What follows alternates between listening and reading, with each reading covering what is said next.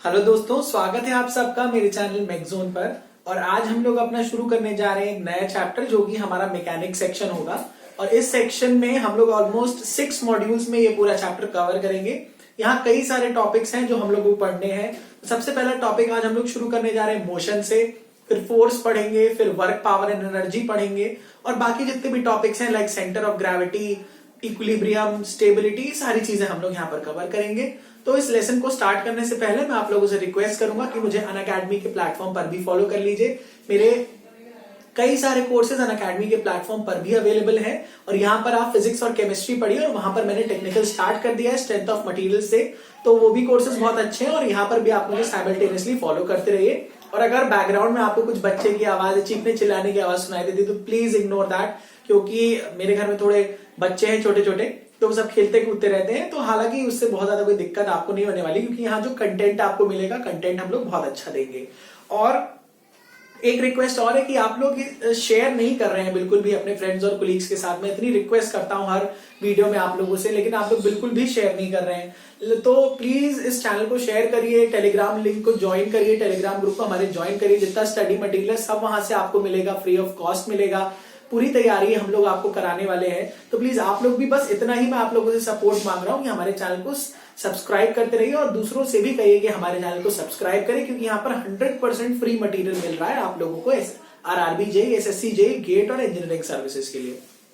तो आज जो फर्स्ट टॉपिक हम लोग को स्टार्ट करना है वो है हमारा मोशन एंड इट्स टाइप्स। ठीक है, तो सबसे पहले मोशन के बारे में हम पढ़ेंगे। तो सबसे पहले मोशन को अगर हम डिफाइन करें, व्हाट इज मोशन, तो मोशन को अगर हमें डिफाइन करना है, तो अगर हमारे किसी भी बॉडी या पार्टिकल की जो पोजीशन है वो टाइम के साथ कंटिन्यूअसली चेंज होती है, तो हम कहते हैं कि हमारी बॉडी मोशन में है। फॉर एग्जाम्पल, मान लीजिए ये हमारी कोऑर्डिनेट है, एक्स वाई कोऑर्डिनेट है ये हमारा। यहां पर कोई एक इंसेक्ट है, ठीक है, यहां पर कोई एक इंसेक्ट है और वो कंटिन्यूअसली क्या कर रही है, मूव कर रही है। कभी यहां, कभी यहां, कभी ऐसे, कभी ऐसे, ये कंटिन्यूअसली क्या कर रही है, मूव कर रही है। तो हम ये कह सकते हैं, मान लीजिए यहां पर इसके कोऑर्डिनेट x1 y1 है, यहां पर x2 y2 है, यहां पर x3 y3 है, यहां पर x4 y4 है। तो हर जगह इसके कोऑर्डिनेट्स क्या है, अलग अलग इसके कोऑर्डिनेट्स हैं। तो इसके कोऑर्डिनेट्स कंटिन्यूअसली बदल रहे हैं, मतलब इस ऑब्जेक्ट की जो पोजीशन है वो टाइम के साथ कंटिन्यूअसली चेंज कर रही है। तो हम कहेंगे ये बॉडी हमारी मोशन में है। और अगर किसी ऑब्जेक्ट की जो पोजीशन है वो टाइम के साथ चेंज नहीं करती, तो हम कहते हैं वो बॉडी हमारी रेस्ट पर है। ठीक है, तो यहां पर मोशन क्या होगा, जब उसकी पोजीशन कंटिन्यूअसली चेंज करेगी। और रेस्ट का मतलब होता है जब हमारी बॉडी एक जगह रुकी रहेगी, उसकी पोजीशन जो है टाइम के साथ चेंज नहीं करेगी, तो हम बोल देंगे कि वो हमारी बॉडी रेस्ट में है। ऑलराइट, तो अब देखते हैं फॉर क्लासिफिकेशन ऑफ मोशन। ठीक है, तो डिपेंडिंग अपॉन हमारा मोशन कितनी एक्सिस में हो रहा है, कितने डायरेक्शंस में हो रहा है, इसको हम लोग क्लासिफाई करते हैं 1D मोशन, मतलब 1 डायमेंशनल मोशन। अगर हम 1D मोशन की बात कर रहे हैं तो यहां पर मोशन हमारा सिर्फ और सिर्फ एक डायरेक्शन के अलोंग होगा, आइदर x और y और z। ठीक है, या तो x के अलोंग होगा, या तो y के अलोंग होगा, या तो z के अलोंग होगा। देखिए यहां पर ये x एक्सिस है, ये y एक्सिस है और हमारी ये z एक्सिस है। तो 1D मोशन में क्या होगा, सिर्फ एक डायरेक्शन के अलोंग ही हमारा मोशन हो रहा होगा। जैसे हम कहें car moving on a straight road, car moving on a straight road, ये होगा एग्जाम्पल हमारा 1 डायमेंशनल मोशन का। ठीक है, तो यहां पर भी क्या होगा, आपकी जो पोजीशन है ऑब्जेक्ट की वो कंटिन्यूअसली चेंज करेगी with respect to time. Alright, तो ये है हमारा 1D मोशन। 2D मोशन की बात करें तो 2D मोशन के केस में हमारी 2 एक्सिस के अलोंग मोशन होने वाला है, आइदर XY और YZ और ZX। ठीक है, तो यहां पर या तो XY दोनों के अलोंग होगा, या तो YZ के अलोंग होगा, या तो ZX के अलोंग हमारा मोशन होने वाला है। ठीक है, तो इसको कहते हैं 2D मोशन। अगर 3D मोशन की बात करें या 3 डायमेंशनल मोशन की बात करें, फॉर एग्जाम्पल एक कोई इंसेक्ट है वो रूम में कंटिन्यूसली मूव कर रहा है, जैसे यहां पर कोई एक इंसेक्ट है वो कंटिन्यूसली मूव कर रही है, तो यहां पर इसका मोशन जो है वो तीनों एक्सिस के अलोंग डिफाइन किया जा सकता है, तो ऑल एक्स वाई जेड, ठीक है। तो तीनों कोऑर्डिनेट्स इसमें इन्वॉल्व हो जाएगी। ये होता है हमारा 3 डायमेंशनल मोशन, ठीक है। इसके बाद हम लोग डिस्कस करते हैं डिस्टेंस और डिस्प्लेसमेंट। देखिए दोनों इंपॉर्टेंट टॉपिक हैं, बहुत सिंपल है, कोई बहुत ज्यादा इसमें टफ चीजें नहीं है, ठीक है। अब हम लोग नेक्स्ट डिस्कस करते हैं डिस्टेंस एंड डिस्प्लेसमेंट के बारे में। ऑलराइट, तो हम लोग को पढ़ना है डिस्टेंस एंड डिस्प्लेसमेंट के बारे में। तो डिस्टेंस की अगर बात करें, डिस्टेंस तो ये क्या होता है, it is the total path covered by the body, कि कोई बॉडी अगर एक पोजीशन से दूसरी पोजीशन पे जा रही है तो उसने टोटल कितना पाथ कवर किया अपनी जर्नी में, उसको हम लोग क्या कह देते हैं, उसको हम लोग कह देते हैं डिस्प्लेसमेंट, ठीक है। उसको हम लोग कह देते हैं डिस्प्लेसमेंट। ये हमारी स्केलर क्वांटिटी होती है, मतलब यहां सिर्फ और सिर्फ हमें मैग्नीट्यूड की जरूरत पड़ेगी और डायरेक्शन की जरूरत नहीं है इसे कंप्लीटली डिफाइन करने के लिए।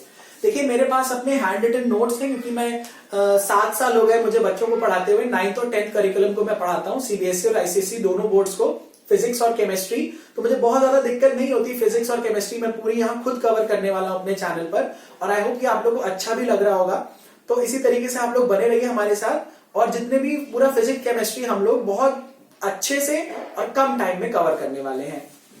तो ये हमारी स्केलर क्वांटिटी है, एसआई यूनिट क्या हो गई हमारी, मीटर हो गई, ठीक है। तो ये क्या होता है, total path covered by the body, total path covered by the body, ठीक है।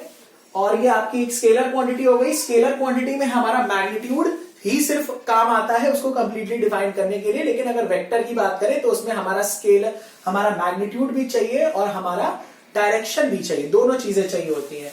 अब बात करते हैं डिस्प्लेसमेंट की, ठीक है। तो डिस्प्लेसमेंट क्या है हमारा, डिस्प्लेसमेंट हमारी एक स्केलर क्वांटिटी है, डिस्प्लेसमेंट हमारी एक स्केलर क्वांटिटी है। इसको देखते हैं, मान लीजिए कोई ऑब्जेक्ट है वो ए से मूव कर रहा है बी पर, ठीक है। ये हो गया मेरा 4 मीटर, बी से उसने मूव किया सी पोजीशन पर, ये है मेरा 3 मीटर। तो अगर मैं कहूं कि उस ऑब्जेक्ट ने टोटल कितना पाथ कवर किया ए से सी तक जाने के लिए, तो वो हो जाएगा मेरा AB plus BC that is 7 metre.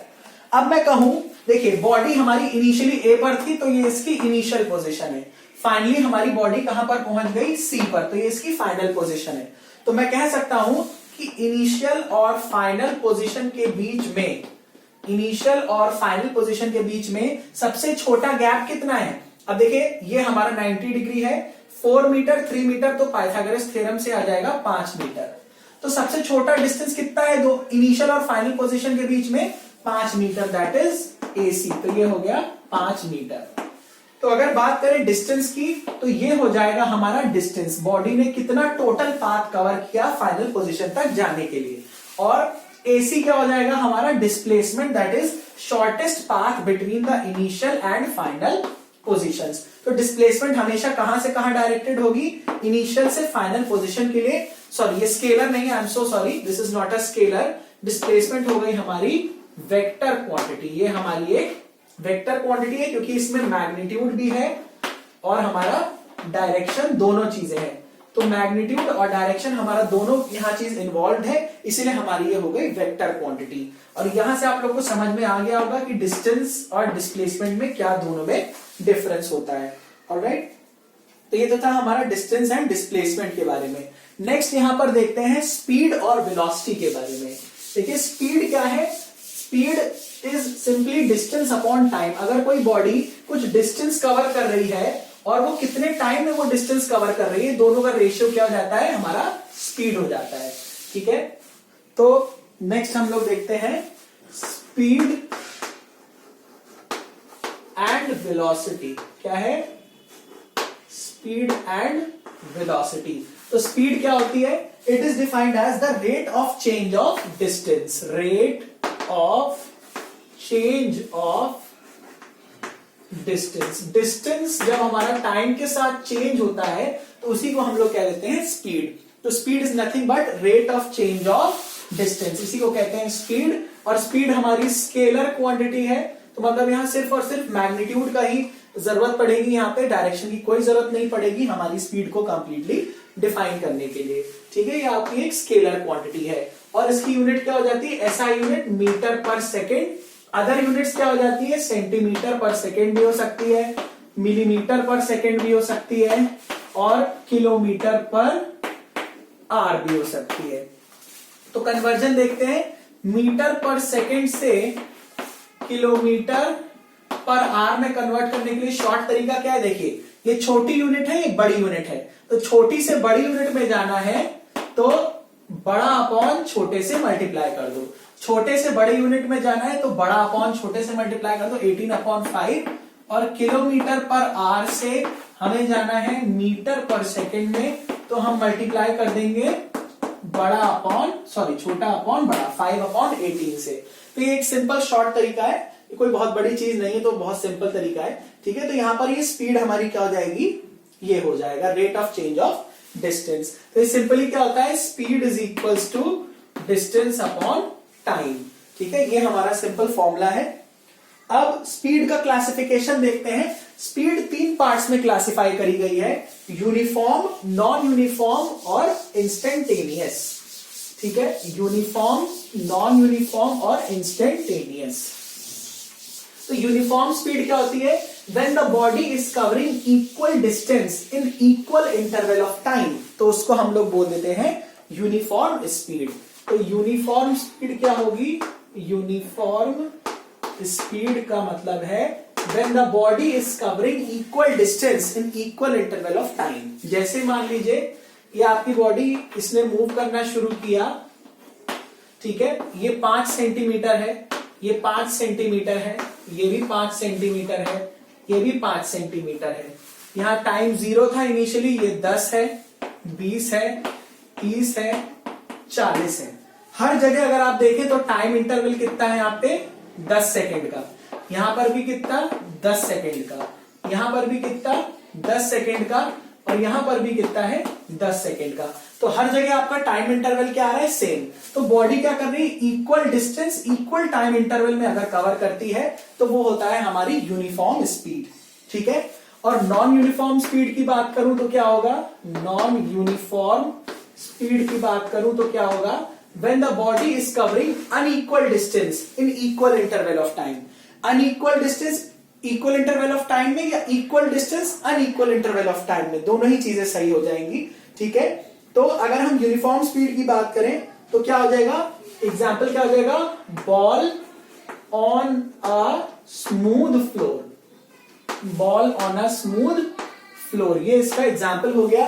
और नॉन यूनिफॉर्म स्पीड का एग्जाम्पल क्या हो गया, motion of a ball on a rough floor, ball on a rough floor. ठीक है, एक खुरदुरी जमीन पर जब बॉल चलती है तो वो नॉन यूनिफॉर्म मोशन हो गया, और बॉल जब हमारी स्मूथ सरफेस पे चलती है, स्मूथ फ्लोर पे चलती है, तो वो एग्जाम्पल हो गया हमारा यूनिफॉर्म स्पीड का।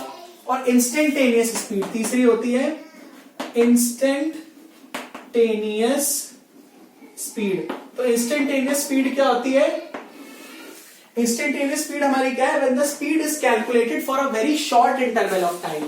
अगर हम बहुत शॉर्ट इंटरवल ऑफ टाइम, बहुत छोटे टाइम इंटरवल के लिए अगर अपना स्पीड का कैलकुलेशन करें तो इसको कहते हैं इंस्टेंटेनियस स्पीड। तो short interval of time, interval of time के लिए अगर हम कैलकुलेशन करते हैं तो वो कहलाती है हमारी इंस्टेंटेनियस स्पीड। यूनिट तो तीनों की ही मीटर पर सेकेंड हो जाएगी। तो यहां पर नोट पॉइंट क्या है, नोट पॉइंट ये स्पीडोमीटर जो होता है, स्पीडोमीटर ये क्या मेजर करता है, स्पीडोमीटर मेजर करता है आपकी इंस्टेंटेनियस स्पीड। ठीक है, speedometer measure the instantaneous speed. और ओडोमीटर क्या मेजर करता है, ओडोमीटर आपका मेजर करता है डिस्टेंस, ये आपका मेजर करता है डिस्टेंस। ठीक है, और 1D मोशन की बात करें तो डिस्टेंस और डिस्प्लेसमेंट दोनों बराबर हो जाती है, डिस्टेंस और डिस्प्लेसमेंट। 1D मोशन की बात करें दोनों चीजें हमारी बराबर हो जाती हैं। ठीक है, एक और होती है हमारी एवरेज स्पीड, एक और है हमारी एवरेज स्पीड। एवरेज स्पीड क्या है, टोटल डिस्टेंस, ये हमारा total distance upon total time taken. ठीक है। मान लीजिए हमारी कोई बॉडी है, वो एक पॉइंट से दूसरे पॉइंट पर जा रही है, ठीक है। मान लीजिए कोई बॉडी है, वो ए पॉइंट से गई बी पॉइंट से गई सी पॉइंट से लौटकर आ गई वापस ए पॉइंट पर। मान लीजिए ये डिस्टेंस डी है, ये डिस्टेंस डी है, तो टोटल आने और जाने का कितना डिस्टेंस है, डी जाना और 2d लौट कर आना, तो 2d प्लस डी मतलब टोटल डिस्टेंस कितना हो गया, टोटल डिस्टेंस हो गया 4d। मान लीजिए यहां से यहां जाने का टाइम t था, यहां भी t था, तो ये कितना हो गया 4t, तो टोटल टाइम कितना हो गया 4t। तो एवरेज स्पीड क्या हो जाएगी, total distance upon total time, तो ये जाएगी एवरेज स्पीड आपकी हो जाएगी total distance upon total time, यही होती है हमारी एवरेज स्पीड। ठीक है, अब देखते हैं हम लोग वेलोसिटी के बारे में। तो वेलोसिटी कैसे दिया हुआ है, डिस्प्लेसमेंट या कहें rate of change of displacement is called as velocity. तो वेलोसिटी क्या है, it is the rate of change of displacement. तो अगर हम स्पीड का फॉर्मूला देखें या स्पीड को ध्यान से देखें तो क्या है, डिस्टेंस अपॉन टाइम है। Speed is distance upon time, और हमारा वेलोसिटी क्या है, डिस्प्लेसमेंट अपॉन टाइम है। ठीक है, वेलोसिटी क्या है हमारी, डिस्प्लेसमेंट अपॉन टाइम है।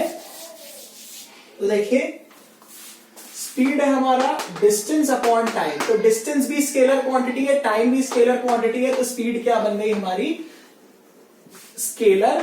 वेलोसिटी की बात करें तो ये है हमारा डिस्प्लेसमेंट अपॉन टाइम। डिस्प्लेसमेंट कैसी क्वांटिटी है, वेक्टर, टाइम क्या है स्केलर, तो ये हमारी हो गई वेक्टर क्वांटिटी। और इसको कैसे डिफाइन किया गया है, rate of change of displacement. देखिए जब भी वर्ड आता है रेट, रेट का मतलब होता है कोई चीज टाइम के साथ वेरी कर रही है, तो rate of change of displacement is called as velocity. ऐसा यूनिट वही हो जाएगी मीटर पर सेकेंड। तो क्योंकि एक वेक्टर क्वांटिटी है इसलिए हम लोग इसके ऊपर एक ऐसी एरो भी लगा सकते हैं या बार लगा सकते हैं। ठीक है, तो ये हो गई हमारी वेक्टर क्वांटिटी। सेम हमारी वेलोसिटी भी होगी यूनिफॉर्म वेलोसिटी, ठीक है, non uniform velocity, instantaneous velocity और एवरेज वेलोसिटी। ठीक है, अगर हम बात करें, मान लीजिए कोई ऑब्जेक्ट हमारा ए पॉइंट से चला बी पॉइंट तक, मान लीजिए डिस्टेंस है 20 मीटर, और फिर बी से लौट कर आ रहा है ए पर 20 मीटर। ठीक है, जाने का टाइम कितना है, मान लीजिए 10 सेकेंड, और लौटने का भी टाइम कितना है, मान लीजिए 10 सेकेंड। अब हमसे पूछा जाए इसकी डिस्प्लेसमेंट कितनी है, तो देखिए बॉडी की इनिशियल पोजीशन क्या थी, यहां पर, यहां गई और फाइनली भी कहां आ गई, यहीं पर आ गई। तो डिस्टेंस बिटवीन इनिशियल और फाइनल पोजीशन कितना हो गया हमारा, 0। तो मतलब डिस्प्लेसमेंट हो गया 0। डिस्प्लेसमेंट 0 हो गया तो वेलोसिटी क्या हो गई, 0। लेकिन वेलोसिटी अगर 0 है तो स्पीड 0 नहीं होगी, क्योंकि यहां पर स्पीड क्या होती है, डिस्टेंस अपॉन टाइम। कितना डिस्टेंस ट्रैवल किया, 20 जाना 20 लौटना, 40 मीटर। टाइम कितना लिया इसने, 10 plus 10 second, that is 20 second. तो कितनी हो गई, 2 मीटर पर सेकेंड, ये आपकी स्पीड हो गई। ठीक है, और 1D मोशन की बात करें, 1 डायमेंशनल मोशन की बात करें, तो स्पीड लिख दें या वेलोसिटी लिख दें, एक ही मतलब है। जैसे हम लोगों ने अपना साउंड में पढ़ा था, आपने देखा होगा, वेलोसिटी ऑफ साउंड बोल दें या स्पीड ऑफ साउंड बोल दें, ऑलमोस्ट सब चीजें सेम हो जाती हैं। ठीक है, तो ये तो था आपका स्पीड और वेलोसिटी के बारे में। तो अब हम लोग आते हैं इक्वेशंस ऑफ मोशन पे। ठीक है, इक्वेशंस ऑफ मोशन हमें पढ़ना है, यहाँ पर टॉपिक दिया हुआ है सिलेबस में आरआरबी जेई के। तो उसके पहले हम लोग एक चीज देख लेते हैं, एक्सेलरेशन और रिटार्डेशन। और बेसिक सी चीजें ऑलमोस्ट सबको पता होती हैं। ठीक है, अब हम लोग देखेंगे एक्सेलरेशन एंड रिटार्डेशन। ठीक है, तो एक्सेलरेशन का मतलब क्या होता है, मान लीजिए आपकी कोई बॉडी है, वो इनिशियली 10 मीटर पर सेकंड से चल रही है। ठीक है, इनिशियली आपने उस पर एक फोर्स लगाया और उस बॉडी की वेलोसिटी बढ़ के हो गई 40 मीटर पर सेकेंड, ये फाइनल वेलोसिटी हो गई। ठीक है, तो यहां पर वेलोसिटी में चेंज कितना आया, ये डेल्टा वी का मतलब है चेंज इन वेलोसिटी। ये कितना आया, 40 माइनस 10, दैट इज 30 मीटर पर सेकेंड। मान लीजिए इस पे कितना टाइम लगा, 10 सेकेंड लगा, तो टाइम कितना लगा, 10 सेकेंड। तो एक्सेलरेशन क्या होता है, change in velocity upon time. ये कितना आ जाएगा, 3 मीटर पर सेकेंड स्क्वायर। तो एक्सेलरेशन की जब भी बात करते हैं तो वेलोसिटी बढ़ती है टाइम के साथ, और डिसेलरेशन, इसको रिटार्डेशन को डिसेलरेशन भी बोला जाता है। तो जब भी डिसेलरेशन की बात करेंगे तो हमारी वेलोसिटी टाइम के साथ घटेगी। जैसे मान लीजिए हमारी वेलोसिटी 40 मीटर पर सेकेंड थी, घट के कितनी हो गई हमारी 10 मीटर पर सेकेंड, तो डेल्टा भी कितना आ गया, -30 मीटर पर सेकेंड। टाइम उतना ही मान लीजिए 10 सेकेंड, तो यहाँ पे डिसेलरेशन या नेगेटिव एक्सेलरेशन भी बोल देते हैं, ये हो जाएगा -3 मीटर पर सेकेंड स्क्वायर। माइनस साइन का मतलब क्या है, माइनस साइन का मतलब यह है कि आपकी जो वेलोसिटी है बॉडी की वो टाइम के साथ घट रही है। तो यही होता है हमारा एक्सेलरेशन। तो एक्सेलरेशन का मतलब होगा कि आपकी वेलोसिटी टाइम के साथ बढ़ेगी, और डिसेलरेशन का मतलब होगा आपकी वेलोसिटी टाइम के साथ घट जाएगी। तो इसे नेगेटिव एक्सेलरेशन भी बोलते हैं। ऑलराइट, अब हम लोग आते हैं अपनी इक्वेशंस ऑफ मोशन पर। अब हम लोग आते हैं अपनी इक्वेशंस ऑफ मोशन पर। इक्वेशंस ऑफ मोशन मेनली हमारी 3 इक्वेशंस हैं। तो सबसे पहले हम लोग देखते हैं कि क्या क्या टर्म्स यहां पर हम लोग यूज करेंगे। ठीक है, इनिशियल वेलोसिटी, इनिशियल वेलोसिटी को लिख देते हैं u, फिर होता है हमारा फाइनल वेलोसिटी, इसको लिख देते हैं v, एक्सेलरेशन इसको हम लोग लिख देते हैं a, टाइम, टाइम को हम लोग ले लेते हैं t, डिस्टेंस या फिर डिस्प्लेसमेंट इसको हम लोग लिखते हैं कैपिटल S। ठीक है, तो अगर हम लोग एक्सेलरेशन की बात करें, मान लीजिए अगर हम लोग एक्सेलरेशन की बात करें, अगर बॉडी इनिशियली u से चल रही थी, उसकी वेलोसिटी v हो गई, कितने टाइम में हो गई, t टाइम में हो गई, तो एक्सेलरेशन क्या होता है, change in velocity upon time, तो v minus you upon t, ये हो गया आपका एक्सेलरेशन। ठीक है, तो t को उधर मल्टीप्लाई कर देंगे तो क्या हो जाएगा, v minus u is equal to at। ठीक है, तो यहां से क्या लिख सकते हैं, v is equal to u plus at। ठीक है, तो v is equal to u plus at हो गई हमारी पहली मोशन ऑफ इक्वेशन। ठीक है, तो ये हमारा पहला मोशन ऑफ इक्वेशन है। तो जब भी स्पीड अगर हमारी बढ़ती है तो हम लोग प्लस साइन लगा देंगे, और स्पीड घटेगी तो हम लोग लिख लेंगे, इसलिए मैं प्लस माइनस लिख देता हूं। ठीक है, प्लस माइनस का मतलब है कि एक्सेलरेशन होगा तो प्लस साइन यूज कर लेंगे, डिसेलरेशन होगा तो माइनस साइन यूज कर लेंगे।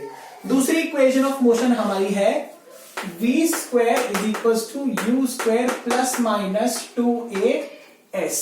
ठीक है, v square is equal to u square plus minus 2as। s क्या है, डिस्टेंस या फिर डिस्प्लेसमेंट, डिपेंडिंग अपॉन स्पीड बढ़ रही है या फिर टाइम के साथ स्पीड घट रही है। तीसरी इक्वेशन ऑफ मोशन है s is equal to u t plus minus half at square. ठीक है, v is equal to s is equal to u t plus minus half at square. t क्या है, time, s क्या है, distance या फिर displacement covered by the body, half at square. अब कुछ यहाँ पर स्पेशल नोट पॉइंट्स हैं। स्पेशल नोट पॉइंट्स ये हैं, अगर हमने ब्रेक लगा दिया, अगर हमने अपने मोशन में या व्हीकल चलती हुई उसमें ब्रेक लगा दिया तो क्या हो जाएगा, फाइनल वेलोसिटी हमारी हो जाएगी 0।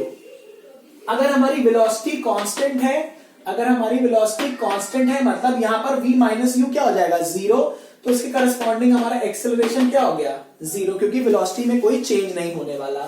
फिर देखिए, अगर हमने हमारी बॉडी को हमने ब्रेक लगाया तो एकदम से तो रुकेगी नहीं, क्योंकि इसमें मोमेंटम होगा, थोड़ा डिस्टेंस वो ट्रैवल करके रुकेगी। तो वहां पर कौन सी इक्वेशन यूज कर लेंगे, ये भी यूज कर सकते हैं, ये भी यूज कर सकते हैं, डिपेंड करेगा कि हमारे क्या चीजें दी हुई हैं। अगर टाइम नहीं दिया हुआ है तो हम लोग उसको यूज नहीं करेंगे, और अगर टाइम दिया हुआ है तो टाइम वाली इक्वेशन को भी हम लोग यहाँ पर यूज कर सकते हैं। ठीक है, तो ये 3 इक्वेशंस ऑफ मोशन है, ये आप लोगों को याद रखनी है। ऑलराइट, तो ये चीजें ऑलमोस्ट सब लोग ने पढ़ रखी होती हैं। तो इसमें एक टॉपिक आता है हमारा सर्कुलर मोशन, वो भी हमारे सिलेबस में दिया हुआ है, तो वो हम लोग कवर कर लेते हैं। सर्कुलर मोशन, तो सर्कुलर मोशन क्या है, जब कोई बॉडी एक सर्कुलर पाथ पर चल रही होती है तो उसको हम लोग बोल देते हैं सर्कुलर मोशन।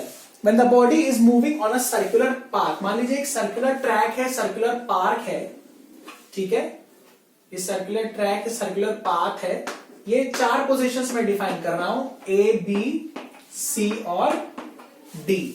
ठीक है, एक न्यूमेरिकल भी हम लोग यहां से करेंगे, एक न्यूमेरिकल भी मुझे याद आ गया, वो भी आप लोगों को करा देता हूं। ये पोजीशन है एक्स, ये पोजीशन है वाई। पहले यहां पर देखते हैं, देखिए मान लीजिए कि सर्कुलर पार्क है और आप जॉगिंग कर रहे हैं क्लॉकवाइज डायरेक्शन। मान लीजिए आप क्या कर रहे हैं, क्लॉकवाइज डायरेक्शन में जॉगिंग कर रहे हैं। ठीक है, यहां पर हम लोग डिस्कस कर रहे हैं सर्कुलर मोशन, यहां पर हम लोग डिस्कस कर रहे हैं सर्कुलर मोशन के बारे में। तो मान लीजिए आप क्लॉकवाइज ऐसे घूम रहे हैं तो आपकी पोजीशन क्या है, कंटिन्यूअसली चेंज कर रही है। अगर आप किसी पॉइंट पर देखें, डी पॉइंट पर, तो डी पॉइंट पर अगर हमें वेलोसिटी का डायरेक्शन निकालना है तो हमें क्या करना पड़ेगा, यहां बनाना पड़ेगा एक टेंजेंट। ठीक है, यहां पर बनाना पड़ेगा एक टेंजेंट। जहां पर आपको वेलोसिटी का डायरेक्शन निकालना है वहां पर क्या बनाना पड़ेगा, आपका एक टेंजेंट। ठीक है, और टेंजेंट जो होती है आपको पता है हमारी रेडियस के परपेंडिकुलर होती है। तो सर्किल की प्रॉपर्टीज में हमने पढ़ा है, बी को देखें तो बी के लिए हो जाएगा टेंजेंट यहां पर, और क्योंकि क्लॉकवाइज घूम रहा है तो सी के लिए टेंजेंट कहां हो जाएगा, यहां पर। ठीक है, सी का टेंजेंट हो गया यहां पर। तो हम देख रहे हैं कि हमारा जो डायरेक्शन है, हमारा डायरेक्शन कंटिन्यूअसली चेंज हो रहा है। तो डायरेक्शन अगर कंटिन्यूअसली चेंज हो रहा है और आपका वेलोसिटी क्या है, आपकी वेलोसिटी एक वेक्टर क्वांटिटी है, इसमें आपका डायरेक्शन भी होता है और मैग्नीट्यूड भी होता है। ठीक है, अगर डायरेक्शन कंटिन्यूअसली चेंज हो रहा है तो डेफिनेट सी बात है ये आपका जो वेलोसिटी है ये भी कंटिन्यूअसली चेंज होता रहेगा। लेकिन अगर हम मैग्नीट्यूड की बात करें, हम सिर्फ और सिर्फ स्पीड की बात करें, तो यहां पर हमारी स्पीड बोल दें अगर हम कांस्टेंट है, मान लीजिए हम कह देते हैं लेट स्पीड क्या है हमारी, कांस्टेंट है। ठीक है, तो इसको हम लोग बोल देते हैं यूनिफॉर्म सर्कुलर मोशन। ऐसे केस में हम लोग क्या बोल देते हैं, uniform circular motion. Uniform circular motion, uniform circular motion में क्या होता है, स्पीड हमारी कांस्टेंट हो जाएगी लेकिन वेलोसिटी हमारी कंटिन्यूअसली चेंज हो रही है, क्योंकि हमारा डायरेक्शन क्या हो रहा है, कंटिन्यूअसली चेंज हो रहा है। तो यहां पर एक्सेलरेशन की बात करें तो एक्सेलरेशन एग्जिस्ट करेगा हमारा, और दो टाइप्स के एक्सेलरेशन होते हैं, एक होता है सेंट्रीपिटल, ठीक है, एक होता है सेंट्रीपिटल और एक होता है सेंट्रीफ्यूगल, एक होता है सेंट्रीफ्यूगल। तो सेंट्रीपिटल एक्सेलरेशन क्या होता है, देखिए पिटल में पीटना आ रहा है, तो जब आप कुछ गड़बड़ करते हैं तो आपकी मम्मी पीट के घर पर वापस लेके आती है, तो घर मान लेते हैं यहां पर सेंटर है। तो सेंट्रीपिटल एक्सेलरेशन हमेशा कहां डायरेक्टेड होता है, towards the centre of circle, हमेशा सर्किल के सेंटर पर डायरेक्ट होता है। और सेंट्रीफ्यूगल क्या होता है, अवे फ्रॉम द सेंटर, मतलब कि टुवर्ड्स द सेंटर होगा, ये away from the centre directed होगा। ठीक है, तो यहां पर दो टाइप्स के एक्सेलरेशन होते हैं, सेंट्रीफ्यूगल और सेंट्रीपिटल। तो यहां पर क्या चीज जीरो हो जाएगी, अगर आप देखें यहां पर आपकी हमारी क्या है, स्पीड कांस्टेंट है। तो स्पीड कांस्टेंट है लेकिन क्योंकि डायरेक्शन कंटिन्यूअसली चेंज कर रहा है, डायरेक्शन कंटिन्यूअसली चेंज कर रहा है, तो यहां पर वेलोसिटी आपकी कंटिन्यूअसली चेंज होती रहेगी। और वेलोसिटी का डायरेक्शन निकालने के लिए हमें क्या करना पड़ेगा, जिस पॉइंट पर हमें वेलोसिटी का डायरेक्शन निकालना है उस पॉइंट के लिए हमें उस पॉइंट पर टैंजेंट बनाना होगा। ठीक है, तो ये है हमारा यूनिफॉर्म सर्कुलर मोशन। तो क्योंकि मोशन में आपका डायरेक्शन कंटिन्यूअसली चेंज है, इसलिए यहां पर वेलोसिटी क्या होगी, कंटिन्यूअसली चेंज होती रहेगी। ठीक है, अब ये वाला क्वेश्चन देखते हैं, इसका आंसर आप मुझे इस वीडियो में कमेंट करके बताइएगा। ये मेरा एक सेमी सर्कुलर है, ठीक है, सेमी सर्कुलर ट्रैक है, एक इंसेक्ट है यहां पर, ठीक है, एक इंसेक्ट है जो कि एक्स से वाई तक जिसे जाना है, ठीक है, एक्स से वाई तक जिसे जाना है। ये मेरा जो डायमीटर है, डायमीटर मेरा 28 मीटर दिया हुआ है, ठीक है, डायमीटर मेरा 28 मीटर दिया हुआ है। अब दो पाथ हैं, एक्स वाई, मतलब वाई तक जाना है, एक बार ऐसे और एक बार ऐसे। तो आपको मुझे बताना है यहां पर डिस्टेंस कितना होगा, डिस्प्लेसमेंट कितना होगा। बहुत चुल्लू टाइप का सवाल है, चुल्लू टाइप का, तो इतना कोई खास नहीं, लेकिन इस वीडियो में कमेंट करके आप बताएंगे तो मुझे लगेगा आप वाकई लेक्चर देख रहे हैं और बहुत सीरियस है आरआरबी जेईई 2019 के लिए। वैसे देखा गया है मैं कितनी भी मेहनत कर रहा हूँ, लाइव लेक्चर्स जा रहे हैं हमारे, कोई फायदा हो नहीं रहा है, बहुत ज्यादा व्यूज आप लोग देख ही नहीं रहे, बट स्टिल क्योंकि हम लोगों ने कमिटमेंट किया है तो हम लोग क्वालिटी प्रोडक्ट्स आप लोग को यहाँ पर देंगे, वो भी फ्री ऑफ कॉस्ट मैगज़ोन की तरफ से। ठीक है, तो आप लोग लेक्चर देखते जरूर रहिए और अपने फ्रेंड्स और कुलीग्स को भी बताते रहिए ताकि उनको भी फायदा मिलता रहे, क्योंकि यहाँ से सारी चीजें क्या है, फ्री ऑफ कॉस्ट आप लोगों को मिल रही हैं। ठीक है, तो यहां पर हो गया हमारा, ये आप आंसर मुझे इसके वीडियो के कमेंट सेक्शन में बताइएगा। ठीक है, एक और मैंने क्वेश्चन दिया था, उसका आंसर काफी लोगों ने सही बताया, काफी लोगों ने उसका आंसर सही भी बताया, बिल्कुल सही बताया। ठीक, तो इसका भी आंसर आप मुझे बताइएगा। तो ये तो हो गया आपका यूनिफॉर्म सर्कुलर मोशन। अब यूनिफॉर्म सर्कुलर मोशन में दो टाइप्स के जो एक्सेलरेशन हमने पढ़े, एक है सेंट्रीपिटल। सेंट्रीपिटल एक्सेलरेशन क्या होगा, it will be directed towards the centre, और सेंट्रीफ्यूगल जो होगा it will be directed away from the centre. ठीक है, तो यहां पर हम लोगों ने इक्वेशंस ऑफ मोशन जो है उसको कवर कर लिया है, और अपने यूनिफॉर्म सर्कुलर मोशन को भी हम लोगों ने कवर कर लिया है। फिर हम लोग कुछ ग्राफ्स देखते हैं, हम लोग ग्राफ्स भी बनाते हैं। ठीक है, BT graphs, PT graphs, eighty graphs. ठीक है, तो बहुत ज्यादा इसमें क्योंकि सिलेबस में है नहीं, लेकिन हम लोग को देखना जरूरी है। सबसे पहले हम लोग देखते हैं डिस्प्लेसमेंट या डिस्टेंस टाइम ग्राफ। ठीक है, मान लीजिए डिस्टेंस टाइम ग्राफ कुछ ऐसा दिया हुआ है, इसका मतलब क्या है, आपका टाइम बढ़ता जा रहा है लेकिन डिस्टेंस आपका या डिस्प्लेसमेंट कांस्टेंट है। इसका मतलब क्या है, बॉडी आपका किस पे है, डिस्टेंस आपकी रुकी हुई है, बॉडी रुकी हुई है लेकिन टाइम बढ़ता जा रहा है, इसका मतलब बॉडी आपकी रेस्ट पर है, इसका मतलब बॉडी आपकी रेस्ट पर है। अगला ग्राफ देखिए, डिस्टेंस टाइम ग्राफ आपका कैसे है, स्ट्रेट लाइन। तो स्ट्रेट लाइन ग्राफ मतलब क्या है, अगर आप इसको देखिए स्लोप, इस ग्राफ का स्लोप आपको क्या बताएगा, इस ग्राफ का स्लोप आपको बताएगा change in y upon change in x। तो चेंज इन y मतलब मीटर, चेंज इन x मतलब सेकेंड, मतलब इस स्लोप का ग्राफ आपको बताएगा वेलोसिटी। तो यहां वेलोसिटी कैसी है, हर जगह आप देखें तो स्लोप सेम आएगा, मतलब this is a graph of constant या फिर कहीं यूनिफॉर्म वेलोसिटी। ये आपका हो जाएगा कांस्टेंट या फिर यूनिफॉर्म वेलोसिटी का ग्राफ। ठीक है, ये कांस्टेंट या फिर यूनिफॉर्म वेलोसिटी का हमारा ग्राफ हो जाएगा। फिर मान लीजिए ग्राफ कुछ इस तरीके से हो गया, डिस्टेंस टाइम, इस तरीके से कोई ग्राफ हो गया। इस तरीके का ग्राफ क्या मतलब है, वेलोसिटी आपकी देखिए यहां पर स्लोप ऐसा है, ऐसा ऐसा ऐसा, तो स्लोप कंटिन्यूअसली डिक्रीज कर रहा है। अब स्लोप कंटिन्यूअसली डिक्रीज कर रहा है लेकिन यहां पर यूनिफॉर्म डिक्रीमेंट नहीं है, तो इसे हम, अब क्योंकि स्लोप डिक्रीज कर रहा है मतलब वेलोसिटी डिक्रीज कर रही होगी, वेलोसिटी डिक्रीज कर रही है इसका मतलब एक्सेलरेशन होगा कि रिटार्डेशन, रिटार्डेशन होगा। लेकिन कैसा रिटार्डेशन होगा, यूनिफॉर्म की नॉन यूनिफॉर्म, यहां हो जाएगा non uniform retardation, non uniform retardation. ठीक है, नॉन यूनिफॉर्म रिटार्डेशन होगा तो आपका ग्राफ कभी भी स्ट्रेट लाइन नहीं आएगा, हमेशा क्या आएगा, एक कर्वी नेचर का ग्राफ आने वाला है। ठीक है, ये तो हमारे डीटी ग्राफ्स हैं। अब इसी में हम लोग यहां पर वेलोसिटी कर दें, मान लीजिए वेलोसिटी ग्राफ कर दूं, यहां पर जहां जहां डी है वहां वहां वी कर दूं। ठीक है, तो यहां वेलोसिटी क्या है, कांस्टेंट है। वेलोसिटी अगर कांस्टेंट है तो कैसा हो जाएगा, ये आपका